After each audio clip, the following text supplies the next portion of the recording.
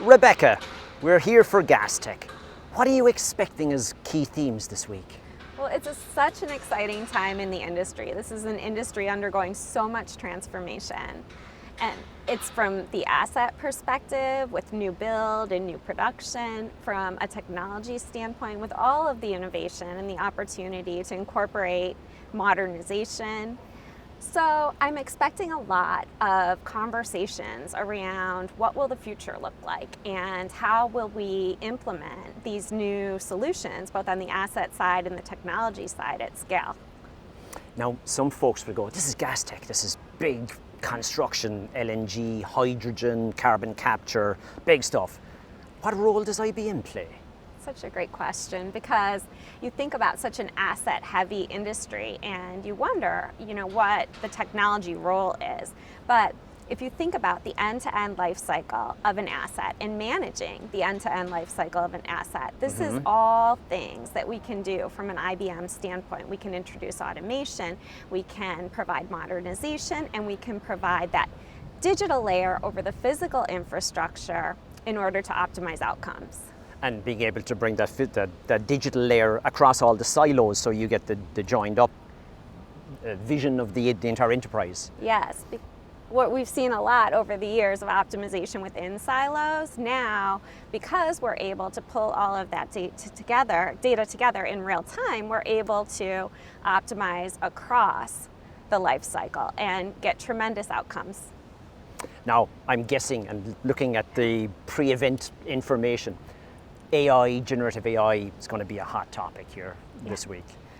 What are your thoughts on generative AI in this industry? Absolutely. We're expecting to hear a lot about AI, not only from the perspective of all the pilots that have been done and moving into production, but also from the perspective of what's new in AI. And now we're starting to hear more about the intersection of AI and sustainability. Correct. With all of the data centers moving into this space, there are so many questions about how we're going to power all of those data centers and still reach our sustainability goals. Now, speaking of that whole sustainability angle, you're on a panel here on Tuesday afternoon on the intersection of the energy industry, LNG, and the data centers to provide this AI capabilities. How do you see that playing out?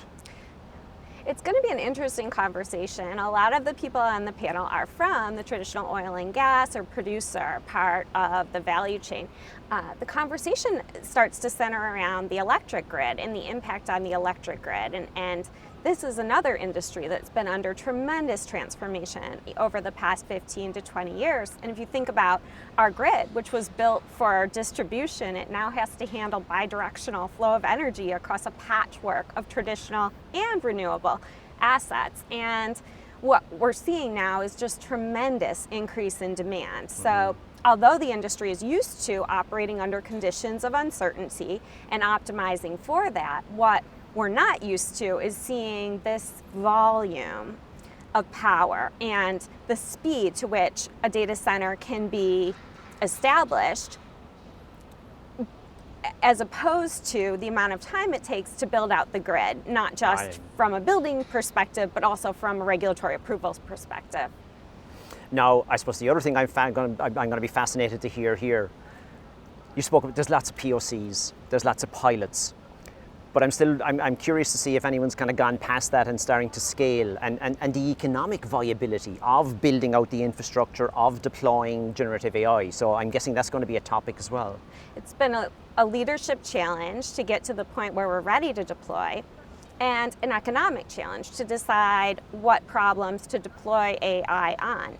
So where are we going to get the ROI from the investment in AI?